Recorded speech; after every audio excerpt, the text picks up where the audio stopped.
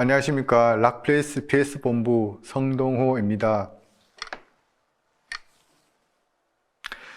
이번 웨비나에 참석해 주신 모든 분들께 감사드립니다. 이번 웨비나 주제는 애저 위에서 JBoss EAP를 이용한 개발 가이드입니다. 발표를 시작하기에 앞서 잠시 이벤트에 관한 소개를 하겠습니다. 첫 번째로 견적 문의 이벤트. 웨비나 시청 후 레드의 제품 관련 견적을 문의해 주신 분들 중 추첨을 통해 10분께 스타벅스 부드러운 디저트 세트를 드립니다.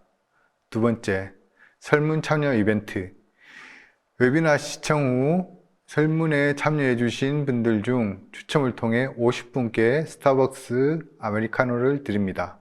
이번에 이제 JBoss EAP를 사용해서 JBoss EAP와 Azure APP 서비스를 사용해서 개발하는 방법에 대해서 간략하게 말씀드리겠습니다. 그 첫 번째로 이 개발 환경 소개와 개발 형상 관리, 그리고 인프라 설정, 그리고 서비스 배포, 이렇게 크게 4가지 주제로 말씀드리겠습니다. 첫 번째로 개발 환경 소개 주제입니다. 그럼 왜 JBoss Azure로 개발하는가에 대해 우선 말씀드리겠습니다. 기존 방식과 왜 Azure와 기존 방식과 어떤 형태로 차이가 나는지 먼저 기존 방식에 대해서 말씀드리겠습니다. 일단 기존 방식은 개발자 PC에서 어떤 형태로든 개발이 이루어지고 그 코드가 저장이 돼야 됩니다. 그리고 저장된 코드는 이제 원격에 있는 저장소에 별도로 보관이 되어야 되고, 그 보관된 소스는 버전 형태로 관리가 돼야 됩니다.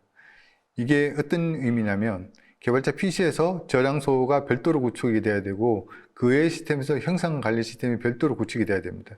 여기서 비용과 서버에 대한 비용이죠. 서버에 대한 비용과 구축에 대한 소요 시간이 발생합니다. 그리고 그 저장소에서 스테이징 서버 혹은 테스트 서버라는 시스템이 또 별도로 추가가 필요합니다. 여기서 또 비용과 소요 시간이 발생합니다. 그리고 실제 운영 단계에 들어가서 실제 운영을 할 때 실제 운영 시스템이 구축되기 위해서도 비용과 시간이 발생합니다. 시스템이 구축 후 모든 게 끝나는 게 아니고 구축 후에 또 소프트웨어 세팅이라든가 설치라든가 구매 비용이 발생하고요. 이게 보통은 여기까지만 오는데도 최소 일주일에서 최소 길게는 2, 3개월, 길게는 1년도 가기도 합니다.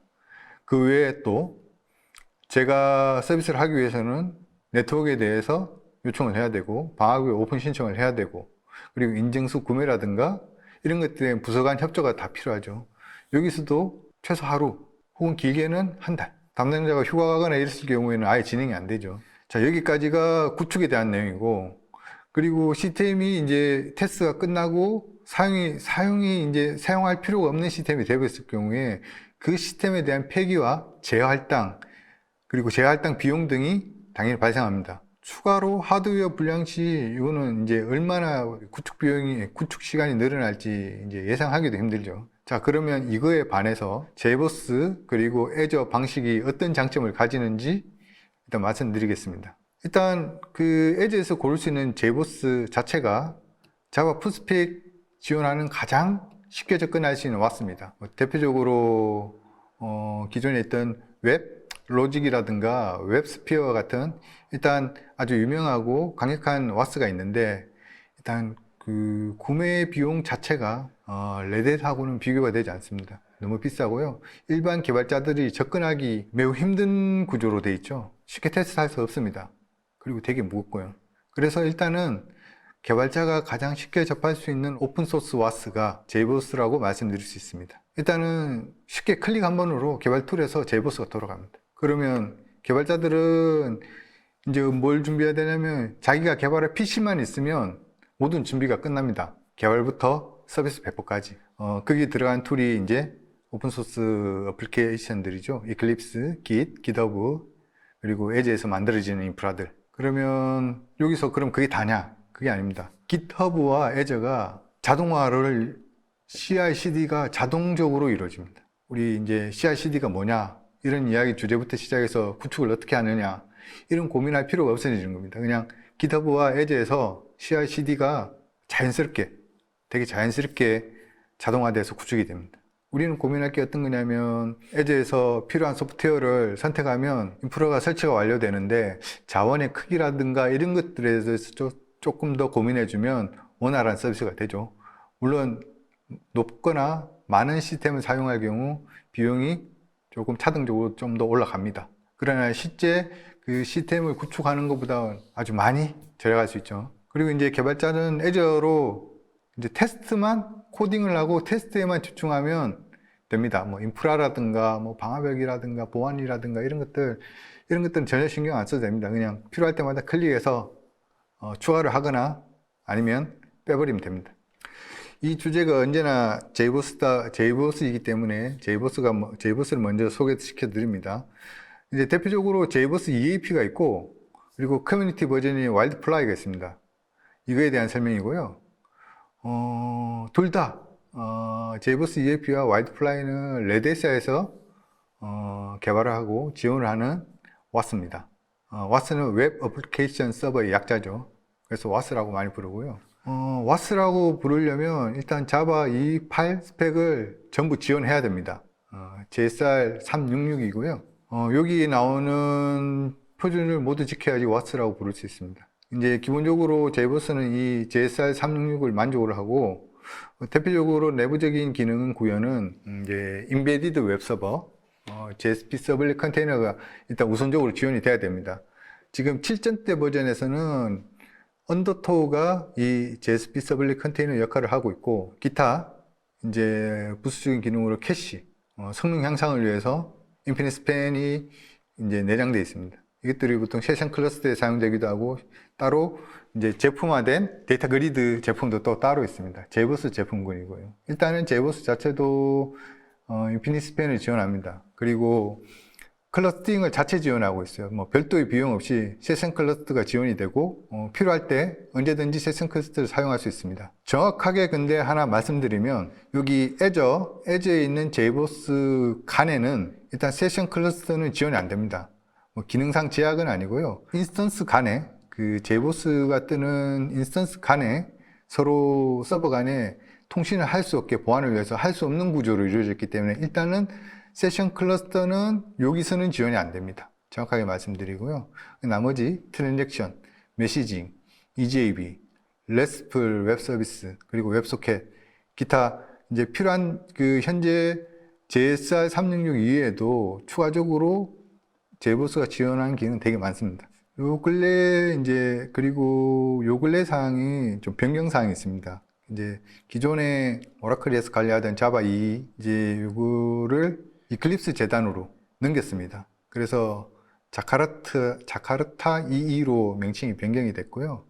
그래서 이게 무슨 말이냐면 이제 그 자바 2를 관리하는 주체가 변경이 되었다는 이야기입니다. 큰 사항이고요.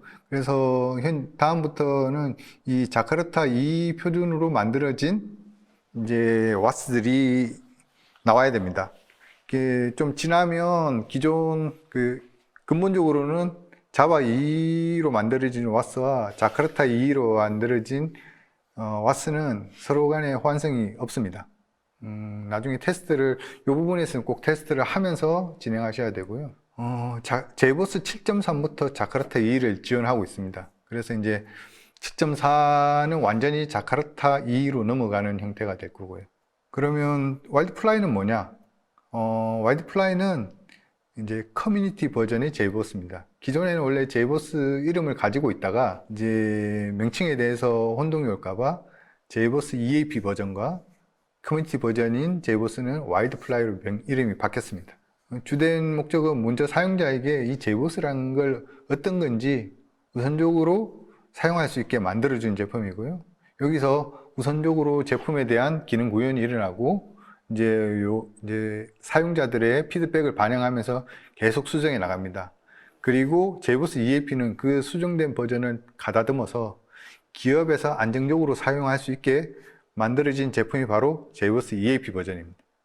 같습니다. 그리고 같지만 기업에 맞게 조금 더 튜닝된 버전이라고 생각하시면 되고요.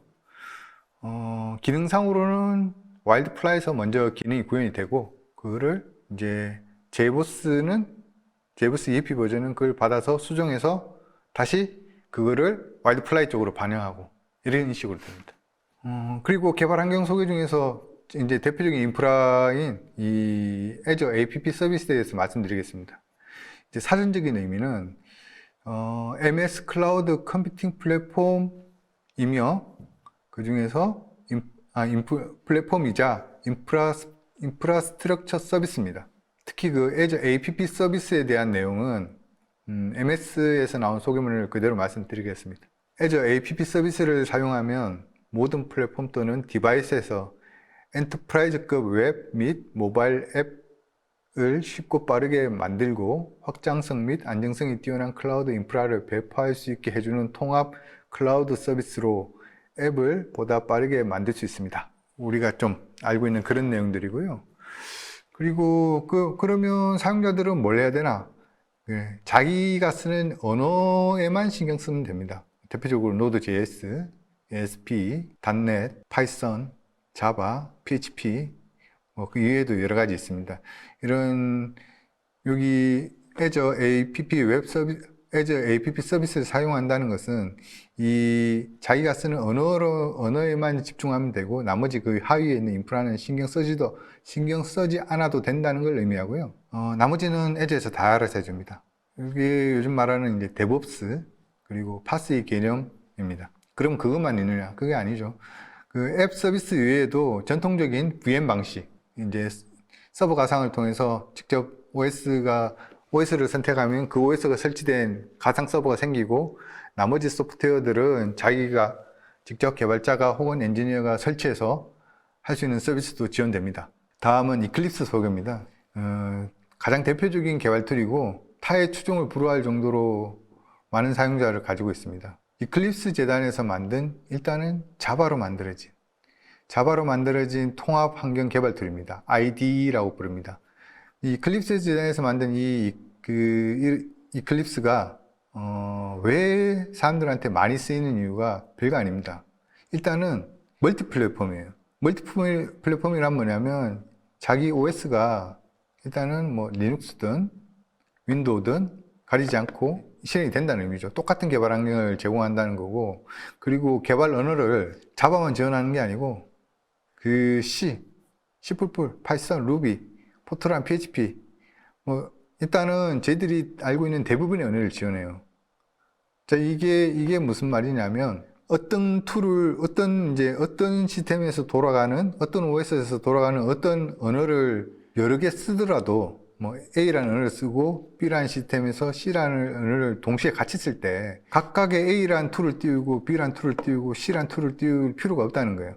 그래서 이 통합 개발 환경 툴인 이 이클립스를 하나를 띄워놓고 그 안에서 C를 개발하고 이게 리눅스용이든 윈도우용이든 특별히 제약 없이 함께 그 툴 안에서 한 번에 처리할 수 있다는 겁니다. 추가로 이게 CPU도 안 따져요. 그러니까 CPU를 안 따지는 거는 X86 저희들이 쓰는 윈도우 CPU, 윈도우에서 쓰는 개발 언어를 가지고 이게 리눅스에서 돌아가는 특히 요즘 옛날에 지원했던 ARM이라든가 이런 것들을 지원하는 여러 CPU를 한 번에 크로스 컴파일 A라는 시스템에서 BS 시스템에 돌아가는 코드를 만들어낼 수가 있어요. 요즘 들어서는 추가로 JDK를 별도로 깔 필요 없이 이클립스를 깔면 그 안에 JRE가 내장되어 있습니다. 내장되어 있고 이 JRE가 내장되어 있다는 건 뭐냐면 윈도우를 포맷하고 아무것도 없는 환경에서 이클립스만 깔면 바로 개발 환경이 다 꾸며진다는 거예요. 추가로 JRE가 깔린 다음에 이클립스 안에서 JBoss를 선택하면 JBoss 서버가 같이 설치가 돼요. 개발 툴로 따로 있습니다. 그래서 필요할 때마다 JBoss, 톰캣, 그 다음에 아파치 이런 것들 다 가져와서 한 번에 동시에 실행할 수 있습니다. Git과 GitHub에 대해서 말씀드리겠습니다. 일단 Git은 기능적인 의미로 대표적인 버전 관리 시스템입니다. 버전 관리 시스템이라는 건 뭐냐면 또 형상 관리 시스템이라고 부르기도 하는데, 일단 어떤 소스 코드가 이제 계속 수정이 가해지면서 버전이 올라가는데 그 버전을 관리를 안 해주면 어떤 개발자는 A라는 버전을 가지고 있고 어떤 개발자는 B라는 버전을 가지고 자기 나름대로 또 그 위에서 개발을 하다 보면 나중에 이게 합쳐졌을 경우에 시스템이 돌지 않는 아주 심각한 문제가 될 수 있습니다. 그래서 이것들에 대한 버전을 관리하고 브랜치라고 해서 그러니까 다른 버전을 따로 관리하는, 그리고 이 나눠진 것들을 머징이라는 합쳐서 또 하나의 코드로 만드는 이런 것들을 관리해 주는 시스템이 버전 관리 시스템입니다. 이 Git은 그 중에서도 가장 유명한 게 이 리눅스 커널을 만든 리누스 토바즈가 이 Git을 만들었습니다. 자기가 필요하니까 자기가 만든 툴이고요. 이게 어떤 특징을 가지냐면 일단은 기존에 나와 있던 형상 관리 시스템보다 되게 빠르다는 게 일단 가장 큰 장점이고, 두 번째로 이거를 코드를 자기 로컬에만 저장하는 게 아니고 원격에다가 저장할 수 있어요. 분산형으로 자기 로컬도 있고 그 리모트로 저장하고, 아까 말씀드린 이제 그 중에서 또 자기 로컬에 있는 브랜치를 리모트에다 올리고, 그리고 원격에 있는 소스를 가져와서 자기 코드로 합치는 이 병합 같은 것들을 다 이 Git이라는 것으로 다 해줄 수 있습니다. Git의 또 특징은 일단은 소스를 다 가져와요. 그래 다 가져오기 때문에 일단 네트워크가 열렸을 때 소스를 다 가져온 다음에 네트워크를 끊고 오프라인으로서 개발 가능합니다. 그리고 네트워크가 열렸을 때 자기가 수정한 것들에 대해서만 이제 원격 저장소에 업데이트를 할 수 있습니다. 여기서 저장소라는 의미와 레포지토리를 같이 섞어 쓰고 있는데, 일단은 레포지토리와 저장소는 같은 말입니다. GitHub가 나왔네요.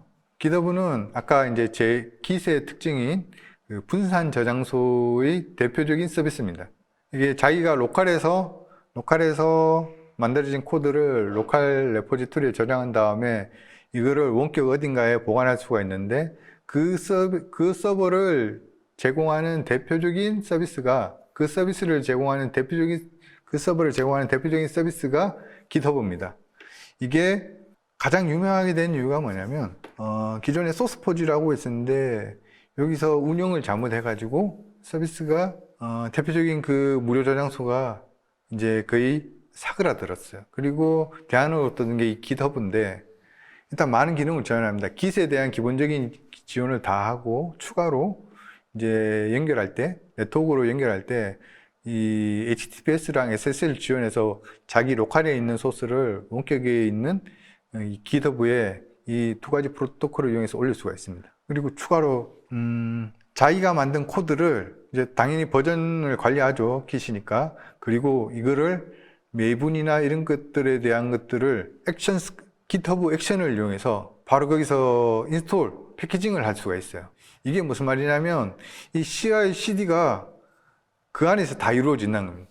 물론 그 주체는 에저가 있죠. 밖에서 이제 이렇게 컴파일 해주세요 혹은 이렇게 묶어주세요 라고 요청을 합니다. 야마스크립트를 던져요. 그러면 그 GitHub는 그걸 받아가지고 원하는 대로 어떤 액션을 취하는데 글자 그대로 액션입니다. 그게 서비스가 액션이 된 거고, 저희들이 원하는 CI/CD가 이런 식으로 자연스럽게 이루어집니다. CI/CD 워크플로우 자동화 기능이라고 이렇게 말씀드릴 수 있습니다. GitHub가 또 이렇게 가장 유명하게 된 계기가 마이크로소프트에서 Git을 인수를 했어요. 그래서 그 마이크로소프트가 에서 제공하는 애저와 이 GitHub는 되게 아주 유연하게 잘 연동이 되어 있습니다. 그건 나중에 뒤에서 보여드리겠습니다. 네, 2장입니다. 이제 개발과 형상 관리에 대해서 말씀드리겠습니다. 이제 개발을 하면 일반적인 프로세스는 아래와 같이 진행됩니다. 이클립스에서 메이븐 프로젝트를 생성 후 코딩. 이제 이클립스에서 어떤 프로젝트를 만들겠다. 그러면 일단은 가장 먼저 시작하는 게 메이븐을 이용해서 어떤 시스템을 이제 구축하겠다는 의미가 되죠. 왜 메이븐이냐?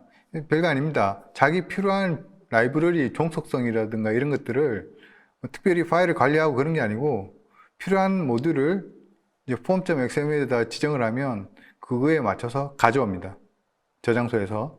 그래서 이제 개발자 간에 라이브러리를 직접 교환하거나 파일을 주고받거나 할 필요 없이, 이제 공통 프로젝트에서는 이 폼 파일을 이제 관리함으로써 이 디펜던시, 그 라이브러리 이제 의존성에 관한 문제를 해결할 수 있는 겁니다. 그래서 이 메이븐 프로젝트를 이용하고요. 이 메이븐 프로젝트를 이용함으로써 자기가 여러 가지 시스템들, 그러니까 뭐 라이브러리 의존성 문제만이 아니죠. 이 와르로, 그러니까 패키지로 묶는 것까지 다 이 메이븐에서 알아서 해줍니다. 이렇게 메이븐 프로젝트로 진행이 되고 일단은 코딩을 시작하게 됩니다. 그리고 자기가 만든 코드는 일단은 이 로컬에 깔려 있는 로컬 시스템에서 테스트를 해야죠. 그래서 이클립스에서 이 자기가 만든 코드를 테스트할 때 서버를 지정해서 올립니다. 로컬 자기 노트북이나 자기 PC에서요. 그게 이제 로컬 테스트를 하는데 자기가 JBoss를 고를 수가 있습니다. 그러면 자기가 만든 코드가 바로 JBoss 위에서 동작을 하는지 확인을 할 수가 있어요. 이제 여기서 테스트가 끝났습니다. 문제가 없어요. 문제가 없습니다. 그러면 자기가 이제 저장된 Git 로컬 레포지토리를 저장을 합니다. 저장소죠. 뭐 특별히 어떤 액션을 취하지는 않습니다. 여기서 자기가 저장할 때마다 자기 버전에 맞게 이 Git 로컬 레포지토리에 저장이 돼요. 버전에 맞춰서. 그래서 자기가 코딩을 하다가 특정 버전 밑으로 되돌아갈 때 필요하면 그냥 자기가 선택해서 그 버전으로 되돌릴 수가 있습니다. 바로 그 자리에서. 특별한 액션이 필요 없습니다. 자, 그러면 여기서 로컬 테스트가 끝나고 로컬 레포지토리 저장이 끝나면 Git 로컬 레포지토리에 있는 것들을 GitHub으로 올립니다. 커밋을 하죠. 그러면 그 GitHub에서 자기가 보내온 이제 한 사람이 아니죠. 여러 사람이 만들어진 코드를 버전별로 다 이렇게 저장을 하고 버전을 올립니다. 여기까지가 이제 GitHub가 가지는 일단 원격 저장소 역할이고요. 추가로 여기서 저장소 역할이 끝나고 Azure Web App 서비스에서 여기서 GitHub에서 소스를 가져와서 컴파일해서 JBoss로 올려라 할 때 요청을 받아서 이제 JBoss GitHub는 이제 CI/CD 역할을 해줍니다. 컴파일해서 패키지로 만들어서 Azure에다 보내주죠.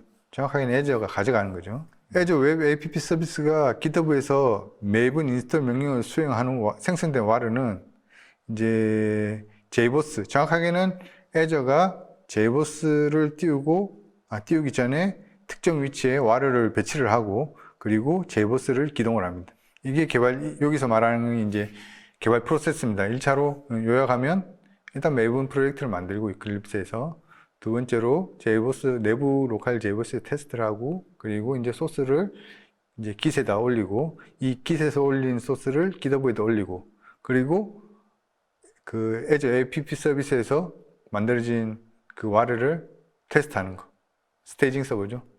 여기가 일반적인 개발 절차입니다. 오늘 보여드릴 내용도 이 내용을 따라갑니다. 이제 다음을 보겠습니다. 이제 여기서부터 실제 사용법을 보여드릴 건데요. 이클립스에서 이클립스에서 매분을 가지고 진행한 내용입니다. 그 이클립스에서 샘플 프로젝트를 생성하고 하는 것들을 보여드릴 겁니다. 지금 여기 FP1이라는 만들어진 코드가 있는데 별도로 생성해 보겠습니다.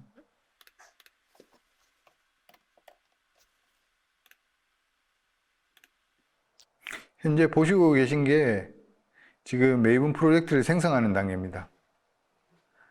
생성하실 때 Create Simple Project를 선택하시면 뭐 아주 빠르게 생성하실 수 있습니다. 메이븐 프로젝트입니다. 지금 보시는 거는.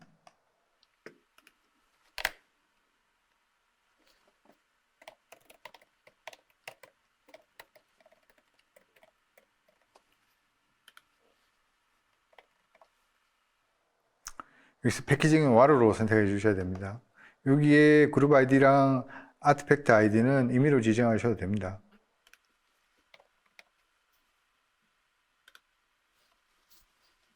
자, 이러면 첫 장에서 말씀드리고 싶은 이 가장 기초적인 매분 프로젝트가 완성된 겁니다. 모든 프로젝트는 헬로우로 시작하죠. 예, 그래서 이 헬로우 프로젝트를 만들었고요. 여기서 저희들이 봐야 될 게 어떤 게 있냐면 일단은 약간 손을 봐줘야 됩니다. 생성된 것들이 이제 이클립스가 세팅이 좀 보수적이다 보니까 옛날 자바 버전으로 맞춰져 있는 게 좀 있습니다. 그래서 그것들에 대해서 약간 수정하겠습니다. 이런 것들이죠. 지금 그 마커스 쪽에 나오는 내용들이 이게 세팅이 옛날 자바로 맞춰져 있어서 이렇게 나는 에러고요. 수정해 보겠습니다.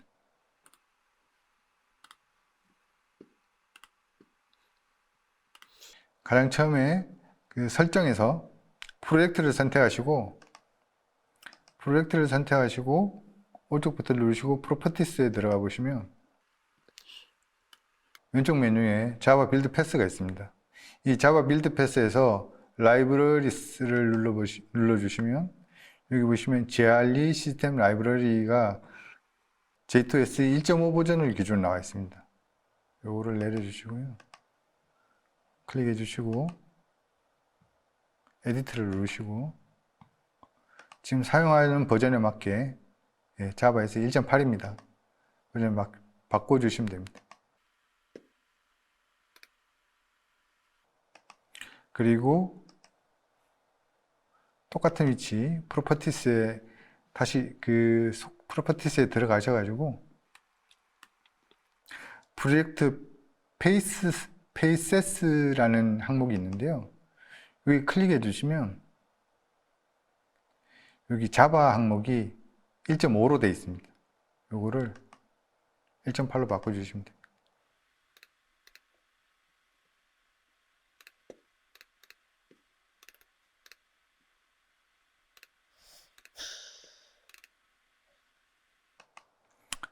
여기까지만 해주셔도 대부분 문제는 없어지고요.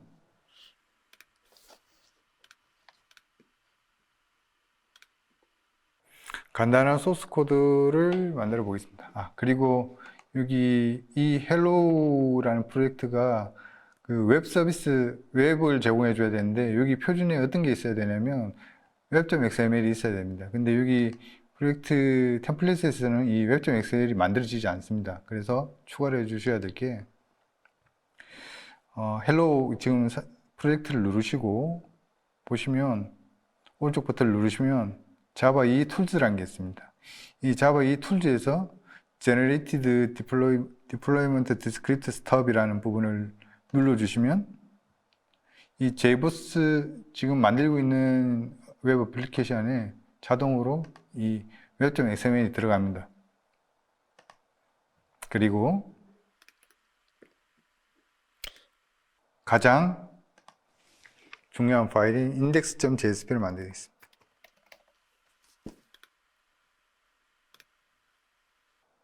index.jsp가 만들어졌습니다. 여기 지금 JBoss 이클립스 쪽에서 세팅을 안 바꿔서 OS 캐릭터 셋을 그대로 따르는 EUSKR로 만들어지는데요. 요거는 설정에서 바꿔줄 수가 있습니다. 그래도 일단 여기 그대로 진행해 보겠습니다.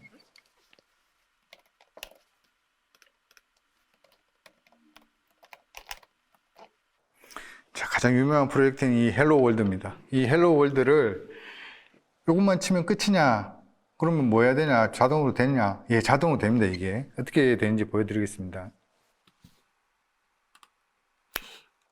하단 뷰 쪽에 들어가 보시면 중간에 이 서비스라는 항목이 있습니다. 이클립스에 이 서비스를 클릭하셔서 자기가 원하는 왓스를 선택할 수가 있습니다. 우리가 쓰는 게 어떤 거냐면 JBoss와 와일드플라이 그리고 JBoss EAP 버전과 와일드플라이죠. 이걸 클릭하시고 누르시면 이 이클립스에서 지원하는 모든 JBoss가 다 옵니다. 여기 자동으로 설치가 되죠. 조금 기다려야 됩니다. 근데 여기 이제 깔릴 시간을 활용해서 다른 쪽 뒤에 걸 살짝 보도록 하겠습니다. 여기서 우리가 지금 하고 있는 게 index.jsp와 JBoss index.jsp를 만들었고, 그리고 이제 추가로 더 만들어야 될 게 뭐냐면 이 JBoss-web.xml을 만들어야 됩니다. web.xml은 이미 지금 보신 것처럼 생성이 됐고요. 그리고 JBoss web.xml이 왜 필요한지는 뒤에서 설명하겠습니다. 추가로 아까 지나갔는데 이 요즘 프로젝트는 모든 캐릭터 셋은 UTF-8이 기준입니다. 그래서 이제 이클립스 세팅이 좀 보수적이라 EUSKR로 잡혔는데, 일단은 JBoss의 세팅을 모든 걸 UTF-8로 바꾸는 세팅을 먼저 하시고 진행하시는 게 좋습니다. 여기서는 별도로 UTF-8로 다루는 내용은 다루지 않겠습니다. 그리고 아까 영상에서 보여드린 것처럼 자바 1.8로 바꾸는 작업이 필요합니다. 그리고 이클립스 샘플 코드를 생성 후에 git 로컬 레포지토리에 저장. 이게 무슨 말이냐면 그 JBoss 웹의 역할에 대해서 말씀드리겠습니다. 이 JBoss 웹, JBoss-웹.xml이란 거는 그 WAS 중에 이 JBoss에 대한 이제 기능들을 설정하는 이제 파일이죠. 표준은 아닙니다. JBoss의 기능을 컨트롤하기 위해서 만들어진 파일이고요.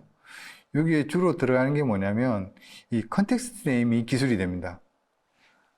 보통 서비스 할 때 웹브라우저에 도메인을 치면 도메인을 치자마자 어떤 페이지가 뜨죠. 그거는 이제 컨텍스트 네임이 루트인 경우에 나타나는 화면이고, 도메인을 치고 슬래시 어떤 문자열, 뭐 ABC 혹은 지금 예전처럼 FP1이 들어가면 다른 페이지가 뜨는 것처럼 이 슬래시 FP1과 같이 이런 것들이 인스턴스 단위 혹은 이제 서비스 컨텍스트 네임 단위로 분리가 되는데, 이 컨텍스트 네임을 지정해 줄 수가 있습니다. 만약에 이 JBoss 웹 안에 특정한 내용이 없으면 이 컨텍스트 네임은 어떤 식으로 기술이 되냐면 파일의 이름을 그대로 가져갑니다. abc.war면 이 컨텍스트 네임은 abc가 됩니다. war는 빠지고요. 그러면 어떻게 써야 되냐면 이 jboss-web.xml에다가 도메인만으로 서비스를 해야 되는 경우에는 슬래시로 기술합니다. 슬래시. 그러면 슬래시로 기술하면 도메인만 치면 바로 서비스가 되고, 또 서브 서비스의 경우에 특정 컨텍스트 네임을 가야 된다. 혹은 그러면 어떤 식으로 기술하냐면 이 JBoss-web.xml에 슬래시 fp1 이렇게 기술해주면 그대로 이명칭이 됩니다. 두 번째 서비스는 fp2 이런 식으로 필요한 만큼 적어주시면 됩니다. 그리고 메이븐으로 파일을 패키징을 하면 이런 식으로 뒤에 숫자가 붙습니다. fp1-0.0.1 스냅샷. 그래서 이걸 그대로 지금 만약에 JBoss-web.xml을 사용 안 하면 그냥 이거를 그대로 써야 됩니다. 그래서 이런 문제점을 회피하기 위해서 JBoss-web.xml이 필요합니다. 그리고 이제 GitHub에서 계정 만드는 것들이나 이런 것들을 보여드리겠습니다. 여기서는 GitHub에 가입하는 내용은 따로 별도로 다루지 않겠습니다. 이거는 좀 개인정보에 관한 문제도 있고 되게 쉽습니다. 이메일 주소만 있으면 되고요. 그래서 이제 특별히 가입하는 환경은 다루지 않고 여기서 바로 저장소를 만드는 GitHub에서 저장소를 만드는 방법에 대해서 보여드리겠습니다. 일단 여기서 첫 화면 자기 계정으로 로그인 하신 다음에 저는 이 계정으로 로그인한 거죠. 로그인 한 다음에 좌측에 보이는 메뉴 중에 레포지토리 옆에 있는 이 New라는 버튼을 클릭해 줍니다. 그리고 자기 계정명이 되고 여기 사용할 레포지토리명, 주로 프로젝트명이 들어갑니다. 여기서는 헬로우로 잡겠습니다. 사용 가능하다고 나오고 그리고 프라이빗으로 설정합니다. 예. 그리고 create repository. 예, 끝났습니다. 여기서 레포지토리가 생성이 됐고요. 특별히 뭐 해줄 거, 여기에서 해줄 게 없습니다. 자, 어떻게 생성되는지 밖에서 한번 보겠습니다. 밖에서 보면 이렇게 보입니다. 여기 새로 생성한 이 헬로우라는 레포지토리가 보입니다. 끝났습니다. 일단 여기 GitHub에 들어가는 부분은 끝났고요. 요거를 이제 이클립스에서 연동해주면 됩니다. 좀 얼마 전에 그 GitHub의 그 계정 정책이 좀 바뀌었습니다. 그래서 JBoss가 아니죠. GitHub에서 그 이클립스와 연결할 때 보통은 유저들이 접속할 때 유저명과 패스워드를 직접 넣는데, 이제 계정 정책이 바뀌면서 외부의 클라이언트와 연동이 될 때 이클립스에서는 패스워드를 넣는 게 아니고 토큰 값을 집어넣어주게 바뀌었습니다. 그 토큰 값 세팅은 어디서 하냐면 오른쪽 메뉴에 보시면 자기 계정명 이 사진이 나온 이 부분에 아래 보시면 세팅이라고 있습니다. 이 세팅에 좌측 하단에 보시면 Developer Settings라는 게 있습니다. 클릭해 보시면 가장 왼쪽의 메뉴 중에 Personal Access Token이라는 게 있습니다. 여기서 토큰을 생성한 값을 그대로 사용하시면 됩니다. 여기 Generate New Token이라는 부분을 클릭해서 여기서 임의의 값을 줍니다. 어떤 토큰인지. 헬로 토큰. 이런 형태로 주죠. 주고, 이 토큰은 어느 정도까지 유효한지 기한은 없이 주겠습니다. 기한 없이 주고, 그 다음에 이 토큰은 어떤 권한을 가지는지 세세하게 설정할 수가 있습니다. 다 줘야 되죠. 일단은 이 부분은 따로 이제 확인하시면 좋습니다. 유저가 한 사람뿐일 때는 이렇게 주셔도 되는데, 이제 이 GitHub를 여러 명이서 동시에 작업을 하시려면 그거에 맞게 권한을 주셔야 됩니다. 예, 여기 끝났고요. 가장 중요한 게 있습니다. 여기 나오는 여기 생성이 끝난 다음에 이 토큰을 보시면 이 부분이 있습니다. 이게 실제 사용하는 토큰이고요. 요거는 반드시 어딘가에 백업을 해두시고 잃어버리지 않게 해두셔야 됩니다. 안 그러면 새로 설정하면 다른 클라이언트들 다 바꿔야 되니까요. 여기 잃어버리지 않게 어딘가에 저장해 두셔야 됩니다. 예. 요렇게 일단 백업해 놓고요. 예, 토큰 요 부분들 좀 진행 더 해보겠습니다. 그리고 GitHub에서 이제 내용이 끝났습니다. GitHub에 들어갈 내용들은 이걸로 끝났고요. 이제 남은 거는 이제 이클립스에서 저기 GitHub에 들어가는 GitHub에 이제 저장된 토큰들을 이용해서 로그인 한 방법. 이게 남아 있는데 지금 조금 기다려야 될 것 같습니다. 그래서 내용을 조금 바꿔서 인프라 설정에 Azure 앱 서비스 쪽으로 한번 가보겠습니다. Azure app 서비스를 아까 먼저 설명드렸죠. 이제 여기서는 Azure app 서비스, 그러니까 Azure에 대한 계정은 가져 있다고 생각하고 이 내용을 만들어 봤습니다. 가입부터 하셔야 되죠. 근데 이제 가입을 하신 다음에 그 포탈에서 app 서비스로 어떻게 서비스를 만드는지 보여드리겠습니다. 요거는 웹에서 가능하니까 바로 보여드릴 수 있습니다. 우선 portal.azure.com portal.azure.com에 들어오시면 바로 로그인 하시면 이 화면이 보이십니다. 대시보드고요. 여기서 우리가 사용하는 인프라를 어떻게 구축할지 결정하시면 됩니다. 대표 메뉴는 이 앱 서비스 쪽에 접근하시면 되고요. 클릭하시면 만들기 있습니다. 여기서 바로 웹 앱 만들기라는 화면으로 바뀌고 내용들을 보시면 특별히 어려운 내용은 없습니다. 구독, 자기가 쓰는 지금 요금제라고 할까요? 이제 그 구독이 보이고 그리고 리소스 그룹이 보입니다. 리소스 그룹은 이제 자원들을 어떤 그룹으로 어디 그룹에 속해서 관리를 할지에 대한 내용들입니다. 그래서 저는 새로 만들었는데 그게 이 DHUNG라는 그룹이 됩니다. 이 그룹을 선택을 했고요. 그리고 웹앱 이름은 이 도메인, 1차 도메인 azurewebsite.net에 2차 도메인으로 들어갈 이름입니다. 잘 지어야겠죠? 오른쪽에 이 마크가 뜨면 성공한 겁니다. 그래서 지금 만드는 웹 app 서비스는 그 Azure app 서비스는 이 dhsung-hello.azurewebsite.net이라는 도메인을 가집니다. 이 인터넷에 바로 서비스할 수 있는 도메인이에요. 그리고 하이에는 코드, 도커 컨테이너 둘 중에 선택하라 하는데 일단 코드를 선택하시면 됩니다. 그리고 런타임 중요한 겁니다. 요거는 무슨 서비스를 할 건지 어떤 왓스를 쓸 건지를 결정하는 겁니다. 그래서 저희들은 자바 1.8이죠. 요게. 그리고 그 위에 올라가는 JBoss EAP, 오늘 가장 중요한 내용이죠. JBoss EAP를 선택하시면 됩니다. 운영체제는 리눅스고 서비스 위치는 한국 코리아 센트럴입니다. 코리아 센트럴을 선택해 주시면 됩니다. 그리고 여기 JBoss 이 플랜이 나오는데 이렇게 해주시면 됩니다. 이거는 자동으로 선택이 돼요.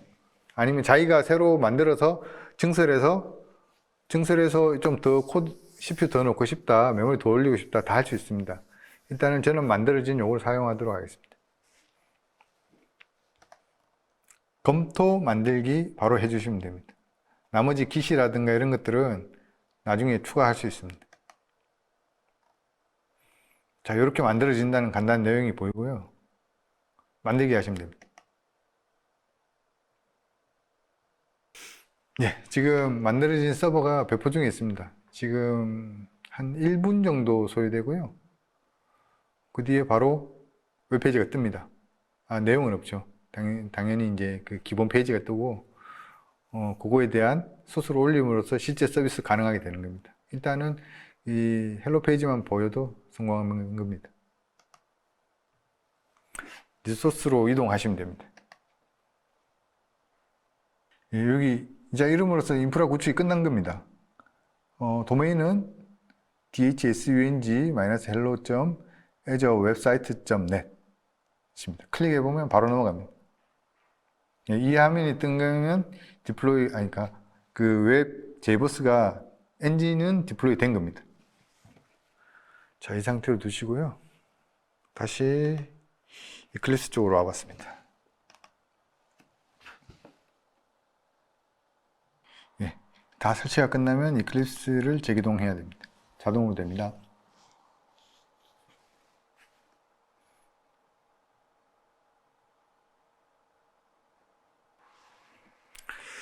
예, 설치가 끝났습니다. 이제 사용하면 되는데요. 제가 아까 여기 헬로라는 프로젝트를 만들었고, 이 프로젝트는 index.jsp를 서비스를 합니다. 그래서 이거를 그대로, 아닙니다. 여기 하나 더 추가해 주셔야 되네요.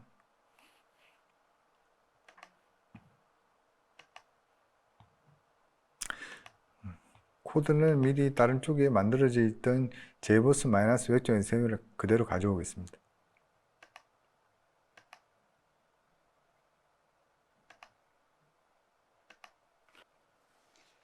예, 다른 프로젝트에 있던 JBoss -웹.nc를 가져왔습니다. 내용은 이렇습니다. 되게 단순하죠? 그냥 도메인으로 이 도메인만 치면 바로 서비스할 수 있게 컨셉트 네임을 루트로 잡은 겁니다. 이게 답니다. 이제 바로 띄워보겠습니다.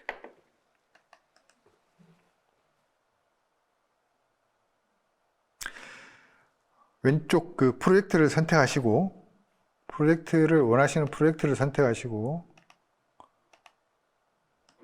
이 헬로란 프로젝트죠. 이 프로젝트를 선택하시고, Run As, 오른쪽 버튼을 누르시면, 나오는 메뉴 중에 하단에 Run As라는 항목이 있습니다. 그리고 들어가 보면 Run on Server라는 게 있습니다. 클릭해 보겠습니다. 그러면 여기서 자기가 사용할 수 있는 왔을 때 쭉 아까보다 훨씬 많아졌죠. 예. 와일드플라이도 있고 레드햇에서 직접 나오는 이런 부분들이 있습니다. 7.4까지 나왔네요. 자, 그러면 어떤 거 선택해야 되느냐? 사실은 그 레드햇 계정이 있으면 바로 여기 선택하시면 됩니다.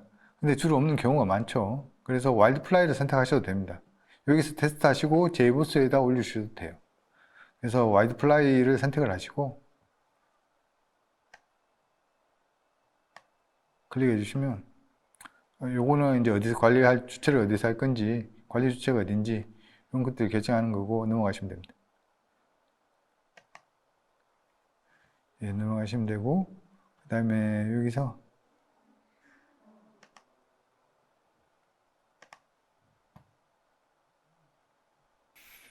예, 그러면 쭉 나눠 다 깔립니다.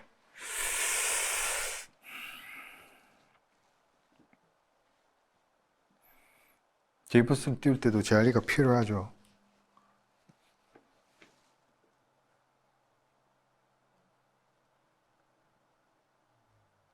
자, 그리고 아까 그 app 서비스에서 보시던 것들 중에서 조금 더 추가할 내용들을 말씀드리겠습니다. 일단은 제이보스가 올려지기만 한 상태예요. 그래서 이에 이제 추가로 해줘야 될 게 GitHub랑 연동하는 작업, 이게 필요합니다. 이거는 이제 그 대시보드 상태, 여기서 자기가 이제 만든 생성한 프로젝트죠. 홈에서 처음부터 가보시면 홈에서 모든 리소스에서 자기 아까 그룹 만든죠. DH성이죠. 이제 DH성으로 필터링하면 자기 그룹에 DH성 그룹에 포함된 애들이 모두 보입니다. 그래서 이 중에서 아까 만든 게 DH성 -hello입니다. 이거 클릭해 주시면 바로 여기 게 아까 만든 그 웹 app 제이보스가 떠 있는 app 서비스입니다. 그 중에서 또 보시면 왼쪽에 배포 항목에 세 번째 항목 배포 센터를 클릭하시면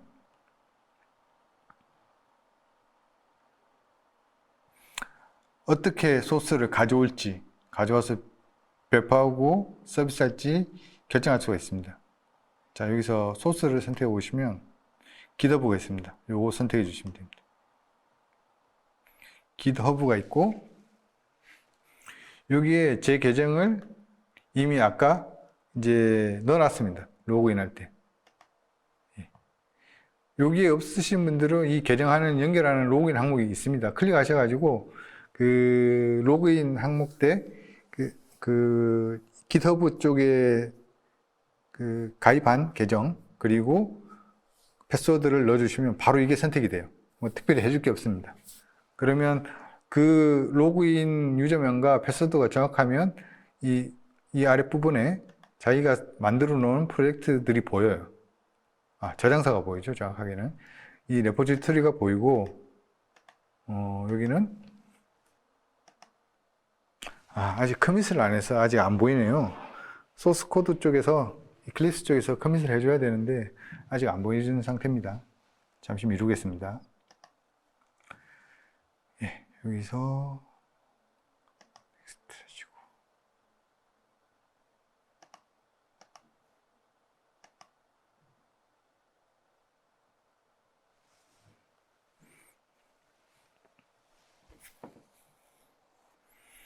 예, 지금 샘플 코드죠? 바로 떴습니다. 저희들이 이게 되게 단순해 보이지만 이제 가장 근본적인 거죠. 이클립스에서 제이보스를 가지고 이 헬로 월드라는 웹브라우저로 지금 보고 있는 거죠. 이 헬로 월드라는 페이지를 띄운 겁니다. 뭐 특별히 해준 게 없죠. 개발자는 이제 코딩만 한 거고 특별히 이제 다른 뭔가 이제 장비라든가 소프트웨어라든가 이런 것들이 필요가 없죠. 바로 지금 제가 여기서 코딩한 이 헬로 월드가 바로 보입니다.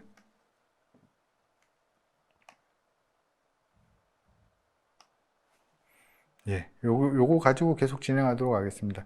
이제 이 헬로 월드가 화면에 출력됐다는 건 뭐냐면 일단 로컬에 대한 테스트가 끝났다는 의미예요. 그래서 뭐 당연히 이제 실제 프로젝트는 훨씬 복잡하고 대한 큰 프로그램들 애플리케이션이 뜨겠지만 일단은 이 헬로 월드 자체가 제이보스를 타고 로컬의 시스템에 떴다는 게 중요한 겁니다. 그래서 이제 여기까지 진행이 됐고 3장 인프라까지 왔는데요. 일단 뒤로 살짝 돌리겠습니다. 예, 메이븐 프로젝트까지 해서 저희들은 기세 저장하는 것까지 해야 되는데요. 메이븐 프로젝트까지 저장했다는 건 뭐냐면 이제 여기까지 왔고 이제 실제 테스트 코드를 띄웠다는 거고 이제 로컬 레포지토리 기때 저장하는 걸 보여드리겠습니다. 이 헬로 프로젝트 우리가 가장 먼저 만든 이 헬로 프로젝트를 어디로 보내냐면 이 팀 항목을 헬로 프로젝트에서 오른쪽 버튼을 클릭하시고 팀 항목을 아래에서 찾으셔서 들어가 보시면 쉐어 프로젝트라는 부분이 보입니다. 크리에이트 레포지토리를 하신 다음에 이 헬로라는 프로젝트가 담긴 Git 레포지토리가 만들어집니다. 여기 프로젝트 워크스페이스 밑에 헬로 밑에 Git을 만들어지죠. 이 내용을 설명한 것이 바로 이클립스 Git 항목입니다. 이클립스 개발 툴에서 매번 프로젝트를 선택한 다음에 코딩을 하시고, 그 다음에 팀 항목에서 쉐어 프로젝트 하신 다음에 config git repository 그리고 create finish라고 되어 있는 이 항목입니다. 그리고 아까 만드실 때 상단에 있는 그 use or create repository in parent folder of project check라는 의미가 워크 디렉토리, 자기가 코드가 만들어지지 않은 그 워크 디렉토리 아래에 프로젝트명으로 git 로컬 레포지토리가 만들어집니다. 요거는 순서가 살짝 바뀌었는데요. 아까 보셨죠? 그 웹 브라우저에서 헬로 월드 그게 출력되는 걸 보여드리는 겁니다. 그래서 이제 JBoss-X.XML까지 사용을 했고요. 예. 그러면 잘 돌아가는지 또 계속 하게 되고 있습니다. 조금 더 써볼게요.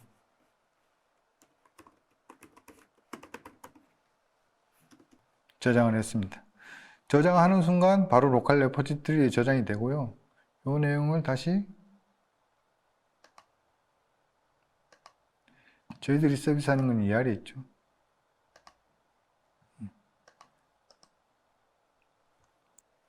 찾을 수 없다고 나오는 게 정상입니다. 여기 정상이고, 여기 헬로라는 컨텍스트 네임을 빼줘야 됩니다.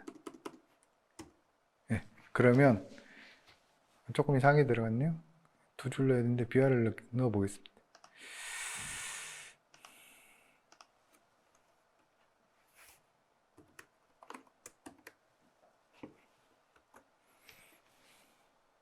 예, 헬로 월드 락 플레이스 co.kr 자기가 수정된 게 들어간 게 보입니다. 지금 여기서 로컬 테스트가 끝나는 거죠. 코드를 수정하고, 코드를 이클립스로 수정하고, 그 코드가 git 로컬 레포지토리에 저장이 되고, 이 저장된 코드가 JBoss 타고 바로 서비스가 됩니다.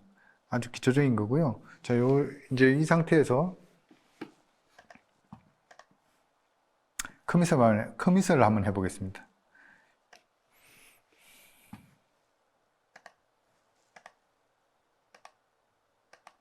이렇게 커밋을 넣으라고 나오는데요. 보시면 이거를 다 선택을 하시고 넣어줍니다. 어떤 걸 올릴지 선택을 하는 거고요. 그리고 올릴 때 어떤 정보를 넣을지. 여기 첫 번째 커밋이니까 first라고 하겠습니다.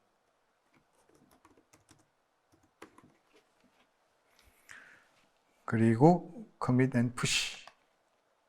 그러면 여기서 나오는 게 우리 아까 만들어낸 유저 정보입니다.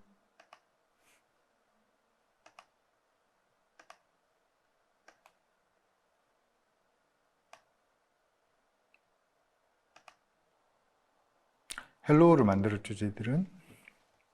자, 헬로 정보를 카피를 해줍니다. 이렇게 오른쪽을 클릭해 주시면 복사가 되고요. 이거를 URI에 넣어줍니다. URI에 넣어주면 이렇게 정보들이 자동으로 완성이 되는데, 여기 가능한 거는 아까 제가 제 계정을 한번 로그인 했기 때문에 이게 가능합니다. 여기 패스워드 항목은 실제 패스워드가 아니고 아까 두 번 정도 말씀드린 그 GitHub 쪽에서 발행하는 토큰에 대한 값이 들어가야 돼요. 여기 아까 여기 만들어 둔 거죠. 요 값을 넣으시면 됩니다. 그러면 이렇게 진행하시면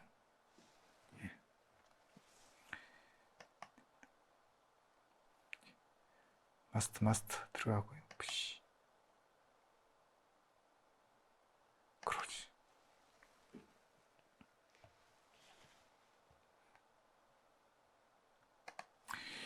일단 커밋을 했고요. 뭐 별거 아닌 것 같지만 이제 GitHub 리모트에 다 올린 겁니다. 보시면 코드로 가보겠습니다. 자, 우리 아까 이클립스에서 만들었던 그 모든 정보들이 여기 다 올라가 있습니다. 예, index.jsp도 보이고 웹 INF 밑에 JBoss-X.XML도 보이고 웹.xml도 보입니다. 자, 여기서 가장 이제 중요한 개발, 그리고 개발 툴과 CI 쪽에 대한 연계가 완성된 겁니다. 버전 관리도 이 상태에서 로컬에 대한 소스 백업과 버전 관리 이런 것들이 동시에 다 되는 거죠. GitHub에 올리는 것만으로 다 되는 겁니다. 누가 또 소스를 수정했는데 그 히스토리 내역까지 다 자동으로 보여줍니다. 누가 뭘 어떻게 고쳤는지. 아주 훌륭하죠. 예. 커밋을 했습니다. 그러면 이제 뭘 할 수 있는지 보겠습니다. 또 인프라 내용과 또 섞였네요. 이게 분리하기가 힘들어서 이제 파워포인트는 분리를 했는데 일단은 이렇게 같이 붙여서 진행하겠습니다.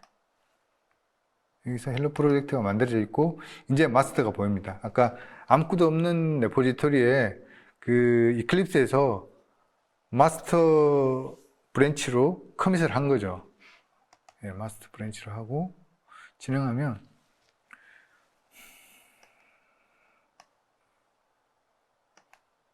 저장, 그러니까 여기서 다 선택을 해주시고 저장해 주시면 됩니다. 그러면 이제 그 애저 웹 서비스가 app 서비스가 GitHub에 있는 소스를 컴파일 시켜서 가져와서 바로 인터넷에서 서비스를 하는 상태가 됩니다. 도메인 포함해서요. 특별히 뭐 방학을 열거나 이런 작업 다 필요 없습니다. 그냥 바로 디플로이가 됩니다. 자, 그리고 서비스, 그러니까 그 배포가 정상적으로 진행이 되고 있는지 안 되고 있는지는 여기 GitHub에 들어가 보시면 됩니다. GitHub 첫 번째 메뉴에서 자기가 진행되고 있는 프로젝트를 가보시면 상단에 이 액션이라는 메뉴가 보입니다. 요걸 클릭해 보시면 어떤 그 애저가 어떤 행동을 했는, 어떤 요청을 했고 어떻게 결과가 났는지 바로 보입니다. 지금 여기에 잘 됐네요, 그죠? 특별히 이제 마크를 보면 이제 녹색으로 체크 무늬가 된 거는 실패 없이 이제 디플레이 됐다는 의미가 됩니다. 클릭해 보시면 넘어갔네요. 자, 클릭해 보겠습니다.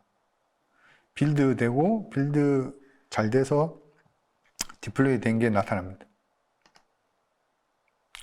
예, 떴습니다. 이게 저희들이 가장 이제 쉬운 형태인 헬로 월드로 가장 기본적인 로직을 다 보여드리는 겁니다. 개발부터 형상 관리, CI/CD 그리고 이제 배포까지 예, 다 끝났습니다. 그러면 뭐 아무것도 아니네라고 말씀드릴 수 있습니다. 진짜 아무것도 아닙니다. 아무것도 아니고 대신 이게 어떻게 또 활용되는지 보여드리겠습니다. 여기까지가 이제 기본적인 형태의 배포부터 개발부터 배포까지였고요. 요 다음이 또 조금 시간이 걸릴 것 같지만 설명드려야 되는 내용입니다. 뭐가 있냐면 이제 가장 기본적인 WAS가 있으면 보통 DB가 다 있어요. DB가 다 있기 때문에 그 DB 인프라를 구축하는 법과 그거를 JBoss로 연결하는 법을 보여드릴 겁니다. 그래서 일단 기본적으로 저희들은 소스가 어떻게 배포되는 것까지 처음부터 끝까지 다 보신 거고 이제 추가로 JBoss와 DB를 어떻게 연결하는지를 보여드릴 겁니다. 네, 여기까지 JBoss 그리고 GitHub 설정에 대해서 알아봤습니다. 그리고 이제 인프라 설정에서 이제 뒤로 가면 이제 JBoss와 이제 DB를 연결하는 방법에 대해서 설명을 할 겁니다. 이건 내용이 좀 깊어서 일단은 이런 식으로 한다 정도로만 알아두시면 될 것 같습니다. 바로 보여드리겠습니다. 일단 JBoss와 DB를 연결하는 것은 DB가 있어야겠죠. 그래서 DB를 애저 들어가서 리소스 만들기로 DB를 만듭니다. 그게 애저 데이터베이스 포 MySQL이라는 항목을 선택해서 단일 서버로 가서 기본 정보를 넣고 만들기를 누르면 DB가 만들어집니다. 그 다음에 이제 추가로 해줘야 될 작업이 뭐냐면 연결 보안이 있고 연결 보안 항목에서 Public Network Access 거부를 아니오로 선택해 주셔야 됩니다. 그리고 애저에서 애저 서비스 방문 허용을 예로 선택해 주셔야 됩니다. 그 다음에 이제 그 내부 클라이언트들 뭐 MySQL이면 MySQL 클라이언트를 사용해서 이제 DB 쪽에 접속할 수 있어야지 관리가 되죠.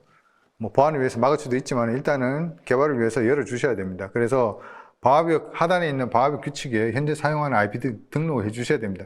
특별히 뭐 글자를 입력하지 않고 그 나오는 IP를 클릭해 주시면 주로 사무실은 이제 네트워크를 공유하기 때문에 대표 IP로 선택이 됩니다. 그러면 대부분 사무실 사람들은 등록이 됩니다. 그리고 SSL 연결 적용을 하면 사용 안 함으로 선택해 주시면 됩니다. 클라이언트에서 보통 SSL 지원을 안 하는 경우가 많죠. 그리고 연결 문자, 그리고 이제 다음 메뉴에 보면 연결 문자열에서 제이버스에서 사용할 JDBC 문자열을 확인을 해 주셔야 됩니다. 그거를 복사하셔서 백업을 해 두시면 나중에 그 제이버스 데이터 소스 쪽 연결할 때 그대로 사용하시면 됩니다. 일단은 먼저 또 데이터 소스의 설정에 대해서 말로 우선 설명을 드리겠습니다. Azure App Service JBoss, 그러니까 JBoss 쪽에 이제 아까 만들어 놓은 저희들 JBoss 쪽 그 App 서비스에서 데이터 소스를 어떻게 기술을 하냐면 두 가지 파일이 일단 필요합니다. 아니죠. 정확하게는 세 개죠. 어떤 거냐면 JDBC 드라이버 그리고 그 JDBC 드라이버를 사용하는 module.xml 이 기본적으로 두 개 파일이 필요하고 이 두 개 파일을 제이버스에다가 이제 밀어넣는 작업을 해주는 제이버스 CRI 스크립트가 필요합니다. 이렇게 세 개가 필요하고요. 그 다음에 이거를 하나하나 다 이제 파일 바뀔 때마다 지정해주면 파일이 여러 개 늘어나니까 이것들을 전체 한 번에 실행해주는 스크립트 startup script.sl이라는 이런 이메일 파일명을 가지는 스크립트 파일이 필요합니다. 이렇게 총 4개, 정확하게 4개 파일이 필요하고 이 4개 파일을 그 제이버스가 있는 그 생성된 인스턴스에 업로드 해주면 자동으로 실행되면서 데이터 소스가 생성이 됩니다. 자, 그러면 어떻게 생성하는지 보시고 이렇게 생성하는 거라는 걸 한번 보여드리겠습니다. DB 생성이나 이런 것들은 따로 만들지는 않겠습니다. 만들어진 것들에 대해서 보여드릴 거고요. 특별히 어렵지 않습니다. 자, 여기 저희들이 이미 테스트를 위해서, 시연을 위해서 만들어 놓은 MySQL 서버고요. 이 MySQL 서버에 보시면 여기 아까 말씀드린 연결 보안, 이런 내용들, 파워포인트 보시면 이런 내용들을 이렇게 말씀드린 것처럼 해주시면 됩니다. 클릭해 주시면 IP 등록되고요. 이렇게 해주시면 됩니다. 그리고 연결 문자열은 이제 제이버스에서 사용할 데이터 소스 문자열입니다. JDBC URL이고요. URL 보시면 JDBC 쪽에 이 부분이죠. 요거 복사해서 나중에 쓰시면 됩니다. 그리고 이제 여기는 DB 세팅이 끝난 거예요. 여기서. 그러면 제이버스 쪽으로 가서 제이버스 쪽에서 사용할 DB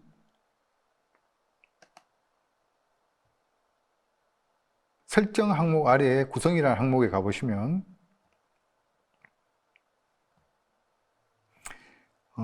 일반 설정이라는 게 보입니다. 여기 일반 설정에 저희들이 세팅한 것들이 쭉 있는데요. 딱 하나, 여기 시작 명령 항목이 있습니다. 여기에 자기가 원하는 파일을 올려두시면 됩니다.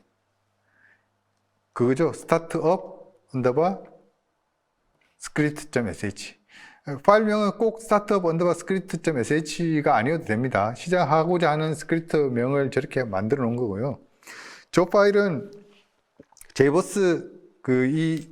제이버스가 있는 이 인스턴스 앱 서비스가 시작될 때 바로 시작이 됩니다. 저게 그대로 시작되고, 그러면 저 startup_script.sh는 뭘 호출하냐면 제이버스-cli.sh 다음에 해야 될 배치 파일이 들어가 있는 그 명령이 들어가 있는 파일이 호출이 됩니다.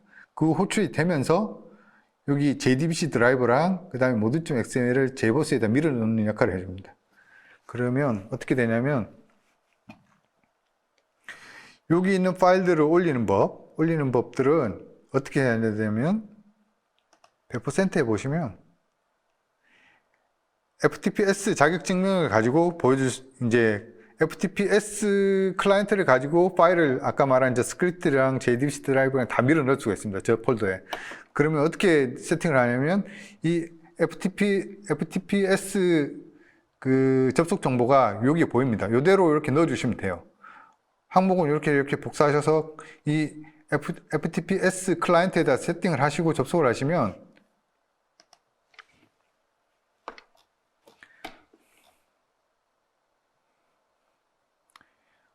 WinSCP 같은 게 있죠. 예.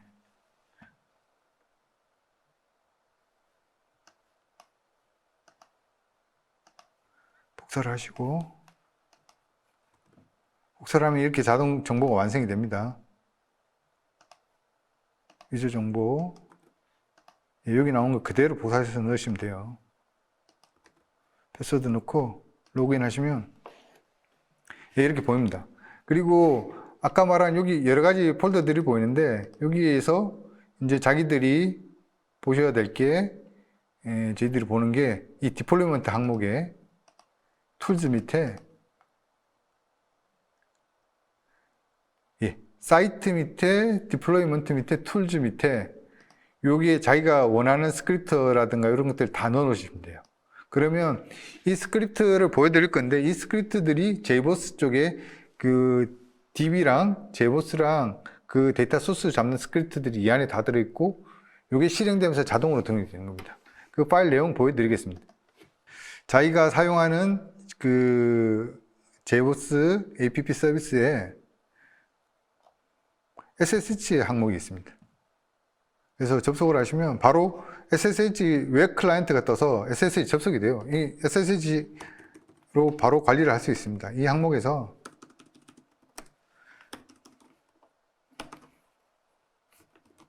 PWT 보시면 홈이고요. 여기서 사이트로 들어가시고,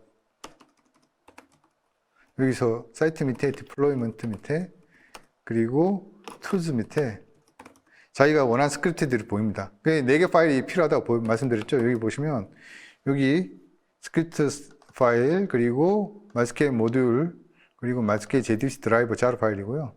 그 다음에 JBoss 명령어들이 들어가는 CLI입니다. 보죠. 내용을 보시면 자세한 파일들은 저희들이 공개하는 사이트에 추가로 올려드릴 겁니다. 그래서 이제 너무 유심하게 안 보셔도 되고요. 일단 이런 형태만 있다는 걸 아시면 됩니다. JBoss에서 이 호출하는 명령이 들어가 있는 스크립트 파일, 그리고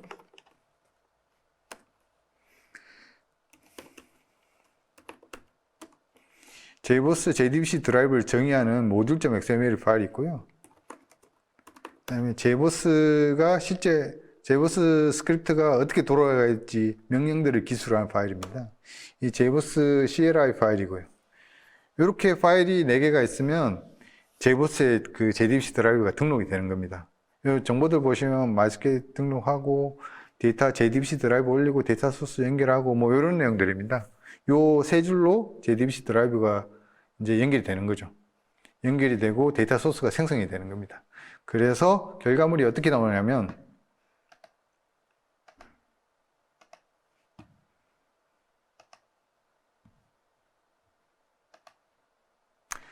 이렇게 합니다. 여기 보시면 일단 index.jsp는 저희들이 보여드리는 화면이고요. 여기에서 db 체크라는 파일을 만들었습니다. db 접속 정보를 가져옵니다.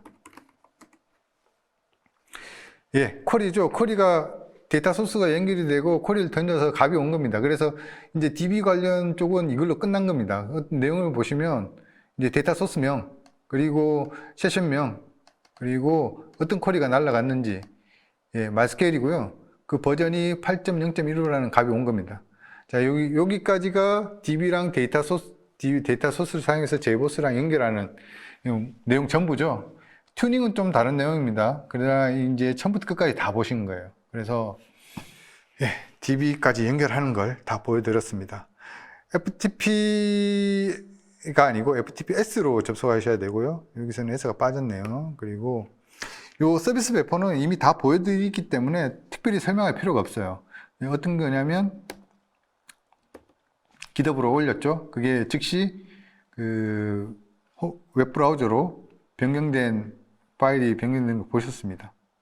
스테이지 슬롯이란 게 뭐냐면, 이 스테이지 슬롯은 이제 그 어떤 변경 사항이 생겼을 때 미리 테스트 해볼 수 있는 도메인을 만들고, 이게 정상이다 싶으면, 이게 서비스해도 되겠다 싶으면 이 스테이지 서버를 PR 서버랑 바로 바꿀 수가, 교체할 수가 있습니다. 그래서 테스트를 미리 해볼 수 있는 이 스테이지 슬롯을 사용하시는 게 좋습니다. 바로 상용에다 올리는 건 아니죠. 예, 그리고 뭐 이거 테스트 페이지 확인하는 거는 수차례 보여드렸습니다. 바로바로 도메인으로 확인되는 걸 확인했습니다. 수정 제보표는 바로 커밋을 하면 반영되는 걸 확인할 수 있습니다. 자, 보여드리겠습니다. 요거 하나만 하고 마치도록 하겠습니다. 예. 아까 보여드렸던 이 FP1이죠. FP1 프로젝트에 대해서 보여드리겠습니다. 여기까지 저희들이 일단 코드가 있는 거고요. 수정해서 바로 커밋 해보겠습니다.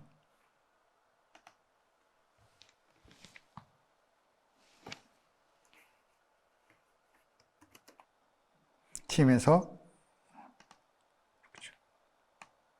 이렇게 해주시면 commit and push 해주시면 메시지를 안 넣네요. 예, 커밋 됐습니다. 이렇게 됐고요. 클로즈 해주시면 됩니다. 자, 여기에 반영되는데 1분 정도 걸립니다. 일단은 여기 날짜가 추가되면 성공이고요. 근데 어떻게 되는지 한번 보시겠습니다. 일단 GitHub으로 가셔서요. GitHub 쪽에서 FP1으로 지금 바꿨죠, 프로젝트를. 보시면 액션 쪽에 들어가 보시면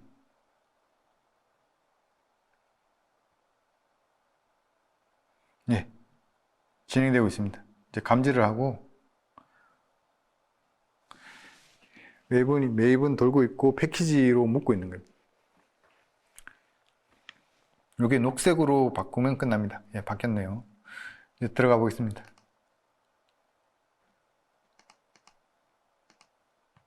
FP1 프로젝트에 들어가서 클릭을 해보시면 여기서 F5를 눌러보겠습니다. 일단 저희들이 원했던 이 코드에 방금 전에 수정한 이 날짜까지 배포가 된 걸 확인했습니다. 예, 긴 시간 동안 시청해 주셔서 감사합니다.